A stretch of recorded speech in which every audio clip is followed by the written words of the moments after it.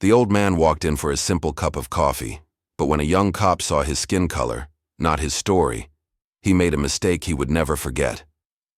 What happened next left the whole diner in silence. Stick around. This story will shock you, inspire you, and change how you see people forever. Don't scroll. Hit that subscribe button and let's dive into this powerful true story. It was an ordinary Tuesday morning in a quiet southern town, the kind of place where the sidewalks know everyone's footsteps and even the birds seem to greet the same faces every day. The town, tucked beneath a canopy of oak trees and kissed by golden sunlight, had a rhythm, slow, predictable, familiar. On Main Street, the local diner, with its checkered curtains and always open sign, hummed with the low murmur of retirees who had made it their second home. Laughter mixed with the clinking of ceramic mugs as old friends talked about weather forecasts, football games, and grandchildren's latest antics. The air smelled of fresh coffee and buttered toast. But the calm routine of the morning shifted the moment the front door creaked open. 82-year-old Walter Jenkins, moving carefully with a wooden cane in one hand and years of life etched into his every wrinkle, stepped into the warmth of the diner. His coat was plain, worn at the sleeves, and his shoes had seen better days. But his posture, even with age weighing on his shoulders, carried a quiet strength, the kind that doesn't shout but commands attention if you're wise enough to notice. Walter didn't make a scene. He simply nodded politely to a few familiar faces, walked slowly toward the counter, and pulled out a couple of crumpled dollar bills. He asked gently for a coffee, his voice low but steady, as if he'd done this every week for decades. Yet today, something was different. Not about Walter, but about who was watching. At the far end of the diner, seated in a booth with his back partially turned to the room, Officer Ryan Turner was stirring sugar into his drink. A young white cop, just 2 years into the force, Ryan had a clean uniform, a holstered weapon, and a gaze that looked for trouble even when none existed. He'd grown up nearby, raised by a father who had drilled into him a sense of order, and an unspoken suspicion of anyone who didn't look like him. Ryan wasn't openly aggressive, but his reputation had started to form. Quick to judge, quicker to assert authority. So when he saw Walter walk in, he didn't see a tired man seeking a moment of peace. He didn't notice the careful shuffle of a war veteran's limp or the quiet dignity of someone who had lived through things he couldn't imagine. No. Ryan saw something else entirely. His eyes narrowed, and without asking questions or seeking understanding, he made a decision, a silent one, formed in the space between bias and assumption. To him, Walter was out of place. He didn't fit the quiet image of what this town was supposed to be. So Ryan set down his mug, adjusted his belt, and stood up, every move stiff with purpose. He walked across the diner, his boots echoing against the floor, stopping just short of Walter's space at the counter. The room quieted, as small towns often do when something uncomfortable begins to unfold. A few patrons looked down at their plates. One woman nervously stirred her coffee faster. Others simply watched, unsure of what was happening but feeling the tension rise like steam from a kettle. Ryan leaned forward, voice firm, but just shy of hostile. "Sir," he said, "can I help you?" Walter turned, puzzled. "Just ordering coffee," he replied gently. Ryan's eyes didn't soften. "You sure you're not here to bother anyone? Maybe looking for something else?" The waitress behind the counter began to protest. "He's a regular here." But Ryan raised a hand. "It's all right, I've got it." Walter blinked slowly, the weight of years behind his gaze. "I come here every Tuesday," he said. "Always have." Ryan smirked, his tone dismissive. "Right. And I'm sure you've never caused trouble before." The room froze. Even the coffee machine seemed to quiet. Walter didn't argue. Instead, he reached into his coat, carefully, calmly, and pulled out something small and brown, an old leather wallet, worn like his shoes. From inside, he unfolded a photograph, its corners curled, the image faded by time. In it, a much younger Walter stood arm in arm with Dr. Martin Luther King Jr., the pair smiling despite the weight of the world they carried. Behind them, a crowd of marchers stretched into the horizon, their faces filled with hope and fire. Walter placed the photo on the counter, sliding it gently toward the officer. "That's from Selma," he said softly. "I was there, got beat with batons for sitting at a lunch counter, spent nights in jail for marching for rights you now wear on your chest." The silence was now deafening. The same people who had looked away moments ago now stared, eyes wide, mouths slightly open. A man near the window whispered to his friend, "That's Walter Jenkins. My dad told me about him." A woman from the back said, "He built the library after the fire, helped pay for it himself." Someone else added, "He gave my brother his first job." As whispers turned to words, the room seemed to shift, and Officer Ryan Turner, still standing, still holding his misplaced authority, suddenly found himself without footing. His posture slackened, his face, once stern, now twisted with something closer to confusion and shame. "I didn't know," he mumbled. Walter nodded, lifting the photograph and returning it to his wallet like he'd done hundreds of times before. "That's the problem," he said. "Too many people don't want to know. They just want to assume." He reached for his coffee, took a sip, and let the quiet linger. Ryan stepped back, unsure of whether to apologize or simply disappear. I'm sorry," he managed, the words brittle.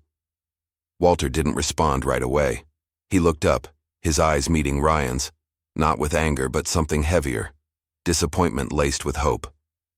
"Then listen next time," he said, "and don't judge so quickly, because you never know whose shoulders you're standing on." And just like that, he turned back to his drink. The town didn't speak of it loudly afterward, but it became one of those stories that stayed in whispers and glances, the kind that teaches more than any law book ever could. Officer Turner began showing up at the community center on weekends. He shook hands with people he once ignored. He listened more, learned more. And Walter? He came back every Tuesday, as always. But now, when he walked into that diner, no one looked away. They stood. They nodded. They remembered. Because in that small southern town, the day a cop tried to confront history and got humbled by it became the day everything started to change, quietly, powerfully, and for the better. Walter quietly approached the counter, his footsteps soft but steady, as if walking not just toward a cup of coffee but into a storm he hadn't seen coming. With a tired hand, he reached into the inner pocket of his worn coat, pulling out a few crumpled dollar bills, the edges frayed from years of reuse. "Just a coffee, please," he said with a small, warm smile that held no weight of malice or tension. Just the everyday politeness of a man who had lived long enough to know the value of kindness even in the smallest moments. The waitress, a young woman with kind eyes and a familiarity with Walter's quiet routines, opened her mouth to greet him with the usual, "Good morning," but the words never made it out. Before she could speak, Officer Ryan Turner pushed, his chair back with a scrape against the floor that cut through the diner's morning chatter like a blade. He stood, tall and stiff, and walked toward the counter with a presence that demanded attention, not respect. "Sir," he said, his voice louder than it needed to be, as if the volume would validate his authority. "I think you're in the wrong place." The clatter of forks and mugs abruptly stopped. Heads turned, faces stilled. Conversations halted mid-sentence as the room was pulled into the gravity of that single moment. Walter turned toward the officer, confusion slowly blooming on his face, like a question he hadn't expected to be asked. "I'm just here for some coffee," he replied calmly, his voice gentle, almost apologetic, though he had done nothing wrong. "Uh-huh," Turner responded with a smirk, the kind of smirk that doesn't come from humor but from arrogance wrapped in authority. "And you just happen to stroll in here like you own the place? Maybe you should find somewhere else." The room seemed to contract, the warmth of the diner cooling under the weight of his words. Eyes darted across the room, some watching intently, others looking down, uncomfortable, wishing they could vanish into their coffee mugs. Walter, ever composed, didn't flinch. "I've been coming here for years," he said, his tone measured, but undeniably hurt by the implication that his presence was a problem to be solved. Officer Turner leaned in slightly, his voice now low but sharp. meant only for Walter and perhaps the closest eavesdroppers. "Sure you have," he said with a mocking chuckle, as if the thought of Walter being a regular here was as unlikely as snow in July. "Look, I don't want to call this in, but if you're loitering or causing trouble, I'll have to ask you to leave." The waitress, her hands now trembling slightly as she gripped the edge of the counter, tried to step in.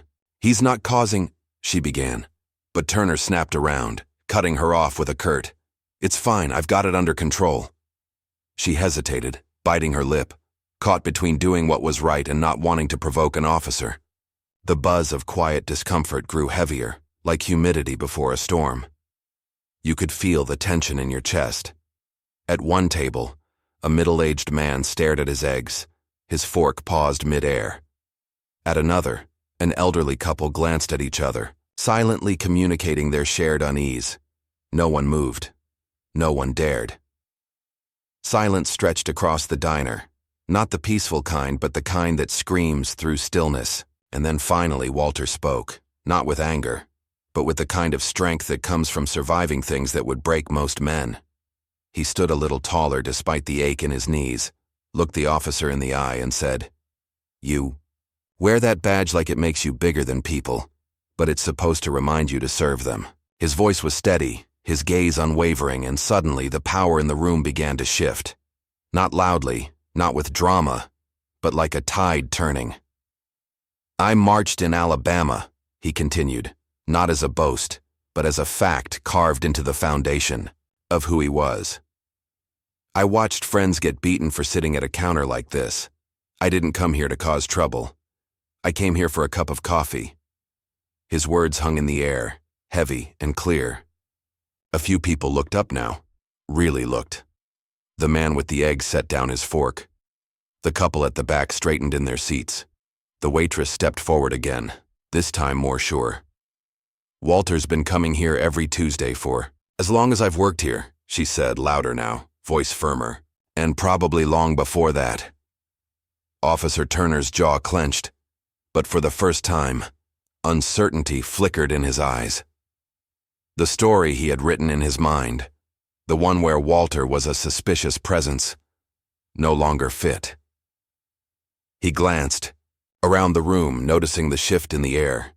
The silent approval he'd counted on wasn't there. The room wasn't with him. Walter, still standing, still calm, added, "You don't know me, but maybe you should ask before you assume." There was no applause, no dramatic confrontation, just a quiet reckoning, a realization that maybe the person being questioned was the only one in the room who truly knew what it meant to stand for something. Turner stepped back, his shoulders tightening as he turned and walked back to his booth, coffee left untouched. He didn't sit down. He left. And in that moment, the silence in the diner cracked, not with noise, but with understanding. Someone near the door said softly, "That man's a hero." Another added, "He helped build this town." And still, Walter said nothing more. He sat back down at the counter, finally receiving the coffee he'd asked for nearly 10 minutes earlier, hands steady as he wrapped them around the warm ceramic cup. The waitress poured it gently, a smile breaking through the tension. "On the house," she said. Walter gave a small nod, took a sip, and looked out the window, watching the sun climb just a little higher. And somewhere in that small southern town, a quiet man with a long past reminded everyone what dignity looks like, even in the face of ignorance, and how courage sometimes sounds like nothing more than asking for coffee and refusing to be moved. Walter took a slow sip of the coffee the waitress had poured for him, despite the tension still lingering in the room like a storm cloud that refused to move on, the aroma rising between them as if daring anyone to disrupt the moment. He didn't flinch, didn't meet the hostility with hostility, didn't match the officer's fire with flame. Instead, he stayed grounded in the quiet strength of someone who had long since learned that dignity doesn't shout. With a calmness that spoke louder than any outburst ever could, Walter looked Turner square in the eye and said in a low, steady voice that seemed to still the very air around them, "Son, do you even know who I am?" The question wasn't asked with arrogance or anger, but with the haunting sincerity of a man too often mistaken for something lesser. Turner scoffed, folding his arms as though he needed the barrier, his smirk trying to mask a flicker of unease. "I don't need to," he said dismissively, the smugness in his voice curling at the edges like paper near flame. "I've dealt with your type before." The room, already quiet, seemed to hold its breath, the words hanging there like a noose in a place that had seen too many echoes of old hatred dressed in new uniforms.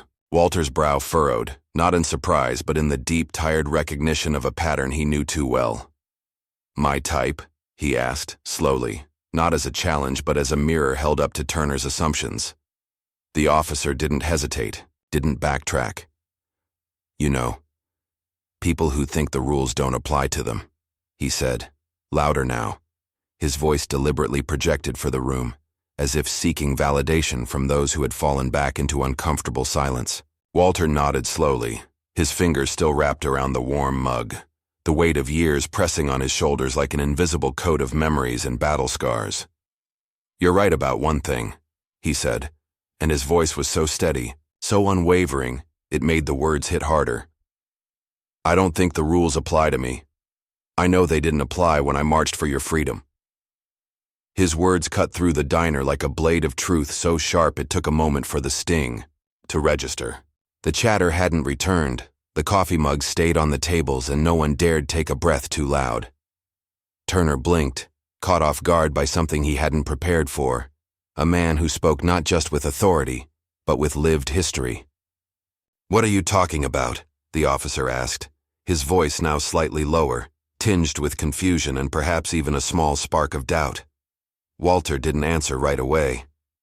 Instead, he reached into his coat again, slowly, deliberately, his movements careful and unthreatening in a way only someone who had lived through decades of suspicion would instinctively know to perform.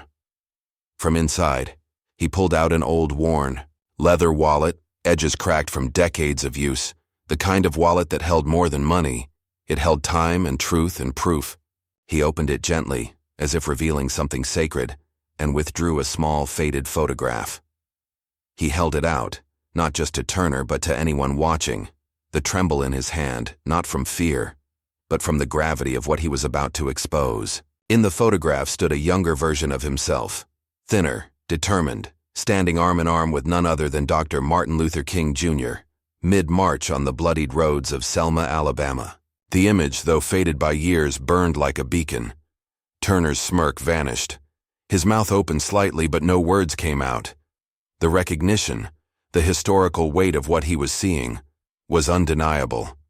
A silence fell again, this time not of discomfort, but of collective awe. A man at a nearby table, gray-haired and hunched slightly with age, leaned forward and said with a voice filled with reverence, "That's Walter Jenkins. He's a legend around here. Fought for civil rights. Took beatings so people like you could wear that badge." His words broke the wall of silence like a bell ringing through fog.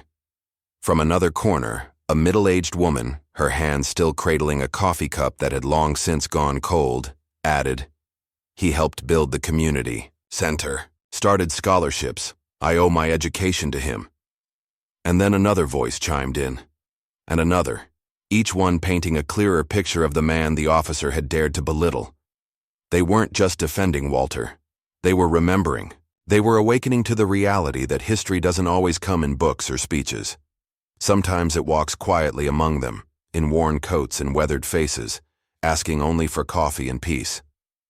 Turner stood frozen, the badge on his chest, suddenly feeling heavier, perhaps even unearned. His posture stiffened not from pride now, but from discomfort, as if realizing that the authority he wielded so easily had been made possible by the very man he tried to humiliate. Walter didn't gloat. He didn't smile in triumph. He simply returned the photo to his wallet, slipped it back into his coat, and resumed sipping his coffee. The moment wasn't about proving a point. It was about revealing a truth. And that truth was clear. Some people wear history on their skin, carry it in their silence, and teach with every breath they take. Turner didn't say a word as he slowly turned and walked out of the diner, the door swinging shut behind him like a punctuation mark. And inside, the silence finally broke, not with applause, not with cheers, but with the gentle clatter of cups the soft murmur of admiration, and the quiet understanding that the man who had just asked for a simple cup of coffee had given them something far greater. A lesson, a reminder, and a moment they would never forget. For the first time since the confrontation began, Officer Ryan Turner looked as if the ground beneath his boots had shifted. The arrogance drained from his face, leaving behind a flicker of something far more human. Uncertainty.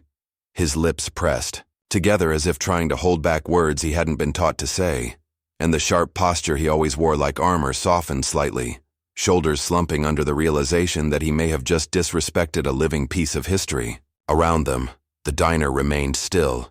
No dishes clattered, no conversations resumed. Only the quiet buzz of stunned thought filled the air. As Walter Jenkins gently slipped the old photograph back into his worn wallet, with the same care one might use to return a precious relic to a sacred altar. "I didn't come here to make trouble," he said, his voice calm but steady, carrying the kind of weight that years of dignity and pain can give a man. "I came for a cup of coffee, like I've done since before you were born." That sentence, so simple and yet so loaded, hung in the space between them like a bridge built from bricks of truth, unspoken but undeniable. It wasn't just a cup of coffee anymore. It was a symbol of how history quietly walks among us, unnoticed, uncelebrated, and far too often disrespected.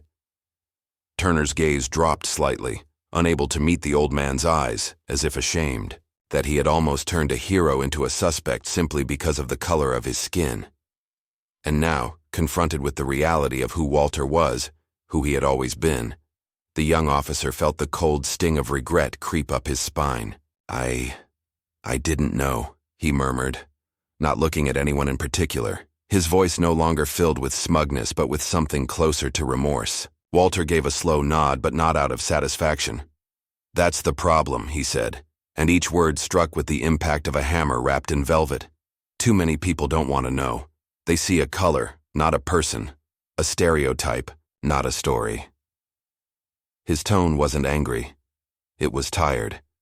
The kind of tired that only comes after decades of having to explain your worth to people who never took the time to look beyond the surface. "We walk past each other every day," Walter continued, "and some folks never ask themselves who they're really passing by. Could be a veteran, could be a mother, could be someone who once stood on the front lines of change so the next generation wouldn't have to. But too often we don't see any of that. We only see what we've been taught to fear." Turner swallowed hard, guilt folding into the lines of his youthful face like creases in an unfinished letter. For a moment, he glanced around the room, at the waitress who had tried to speak up, at the older patrons who now looked at Walter with a quiet reverence, at the photo still burned into his mind of a younger Jenkins marching arm in arm with legends. He had never expected to meet someone like that here, in this sleepy town, at this little diner.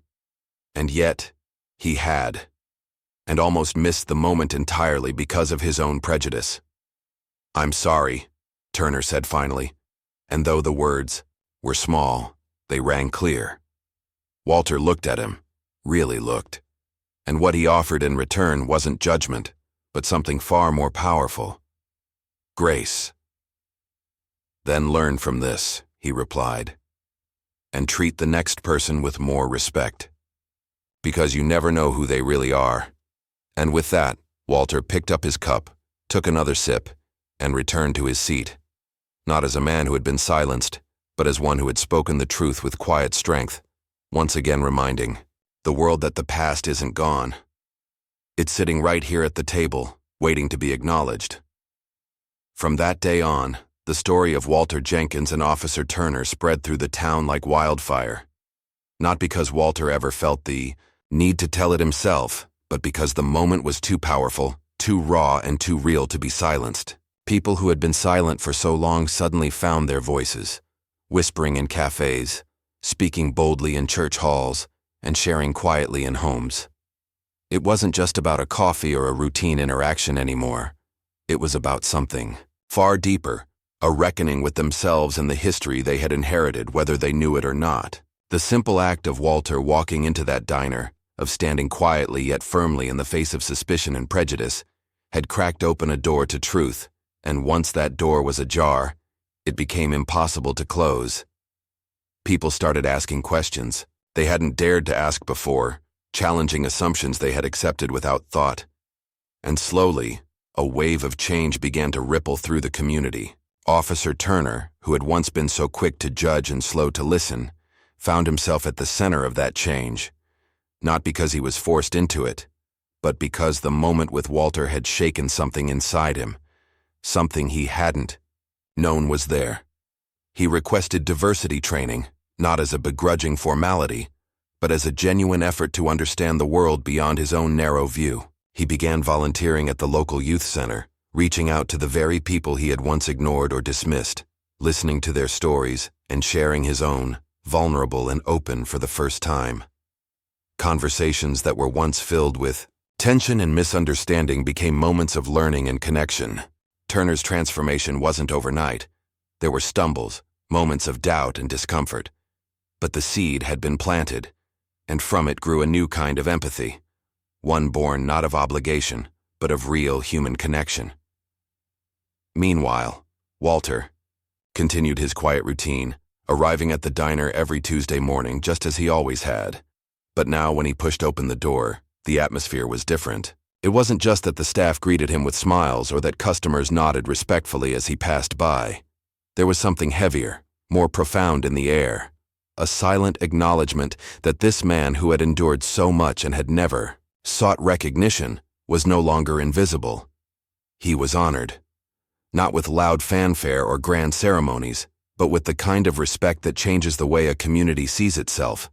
Recognition that the legacy of struggle, courage, and hope he carried was woven into the very fabric of their shared history. This story isn't merely a tale of one embarrassing moment or one officer's shame. It is a testament to the enduring power of truth, the weight of history that lingers in every corner of a small town, and the profound chance we all have to choose respect over judgment in even the smallest moments. It reminds us that beneath the surface of what we think we know about others, beneath assumptions and stereotypes, lie stories that can reshape hearts and minds if only we pause to listen.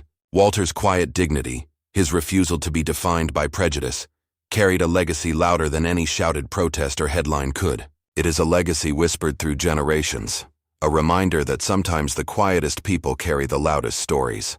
And when those stories are finally heard, they have the power to change not just one person, but an entire community.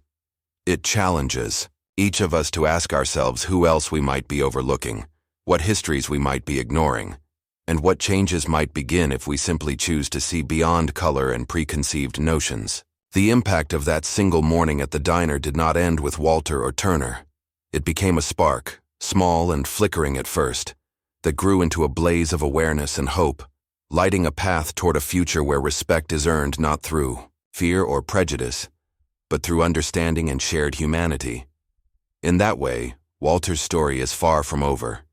It lives on in every conversation sparked by his courage, in every act of kindness that follows, and in the quiet moments when someone chooses to listen rather than judge. Because the truth once spoken cannot be undone, and history once remembered demands that we do better, for ourselves, for each other, and for the generations yet to come. So, what's the real lesson here? It's simple yet powerful. Never judge someone by what you see on the surface.